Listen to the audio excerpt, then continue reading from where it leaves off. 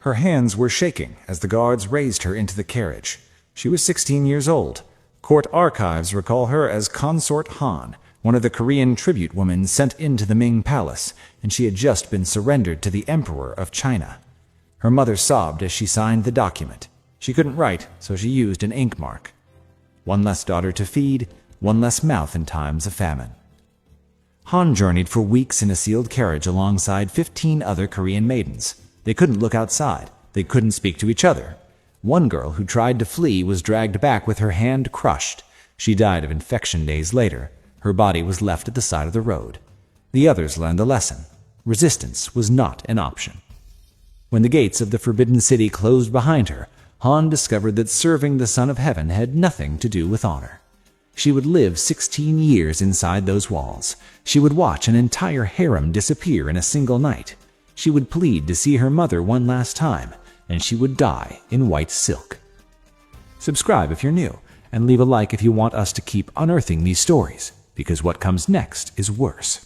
Han's story began the way tens of thousands of others did, with a system designed to harvest young women like crops. When people think of Chinese imperial concubines, they imagine something graceful, beautiful women in embroidered silks writing poetry, a life of luxury serving the most powerful man in Asia. That image is propaganda.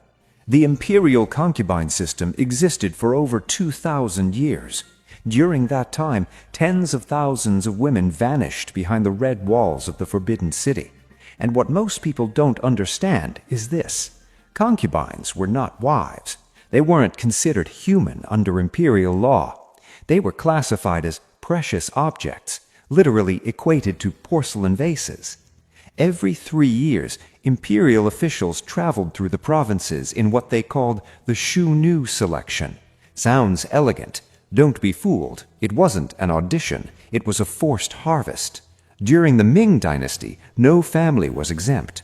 All unmarried young women of eligible age had to be presented. Hiding a daughter was a crime punishable by death for the entire family.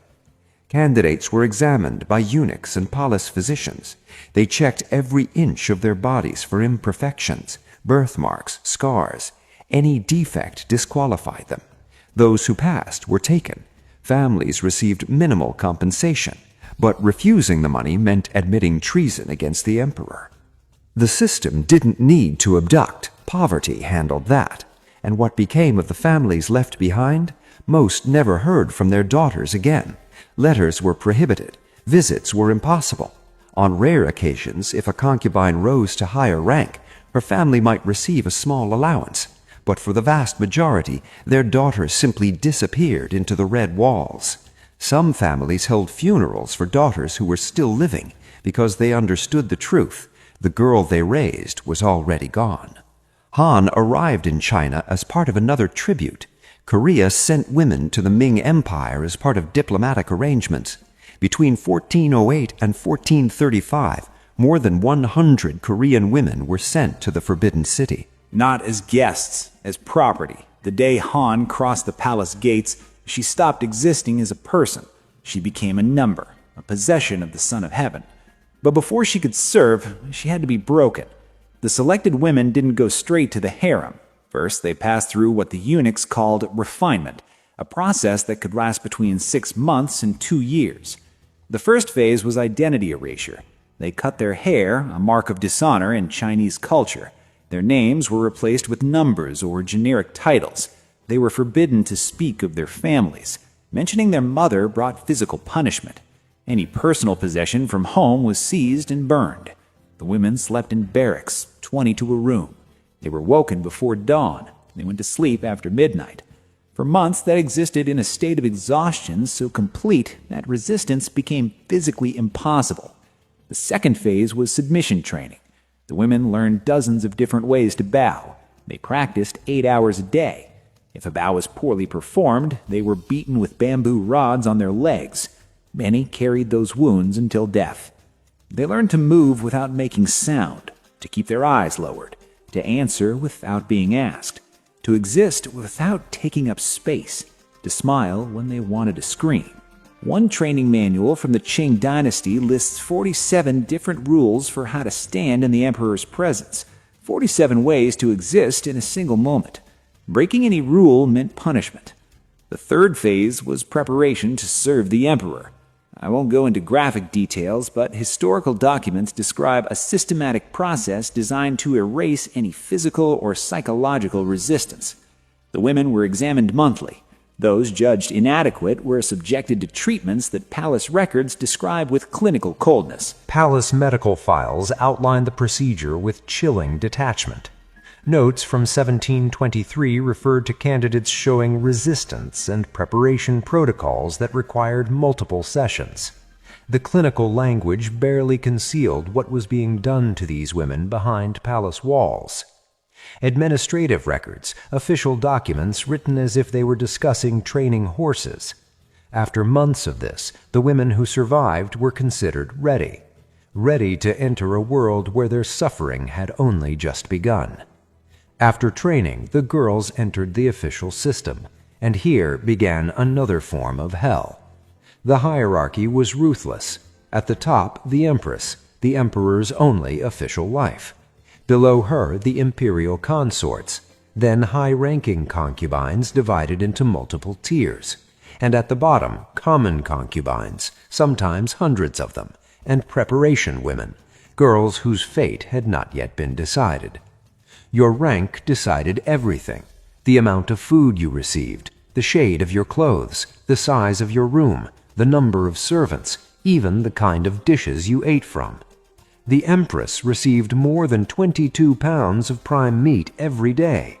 A low-ranking concubine received barely 4 pounds, and often not even that, because supplies were stolen by corrupt eunuchs before reaching the kitchens. Many low-ranking concubines suffered from malnutrition. Their teeth fell out, their hair thinned, they aged decades in years, and the cruelest irony, their declining appearance made them even less likely to be summoned.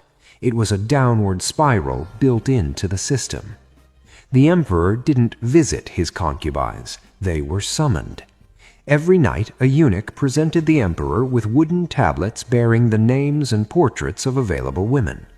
The emperor pointed to one, and then the ritual began.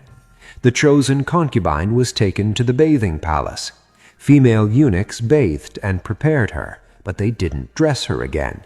They wrapped her in a silk blanket, like a package, only her face visible. Why? Because a clothed woman could hide a weapon. 2 eunuchs carried her to the imperial chambers. They unrolled the blanket at the foot of the bed, and the concubine, without any clothing, had to crawl toward the emperor without lifting her eyes. And here's what almost no one knows. A chief eunuch remained in the room throughout the entire encounter, behind a screen, but present. His job was to keep time. After exactly 30 minutes, he announced loudly, "Time to preserve the golden essence of the Son of Heaven." The emperor had to finish immediately. If he didn't finish in time, the eunuch would enter and physically remove the concubine. After each encounter, the woman was examined by an imperial physician who recorded every detail. Why? Because if she became pregnant, there needed to be absolute proof that the child was the emperor's. But here's what made the system truly perverse. Most concubines were never summoned. Not once, not ever. There were hundreds of women in the harem, sometimes over 1,000. The emperor might summon 1 or 2 per week. Do the math. A concubine could spend her entire life, decades, waiting for a call that would never come.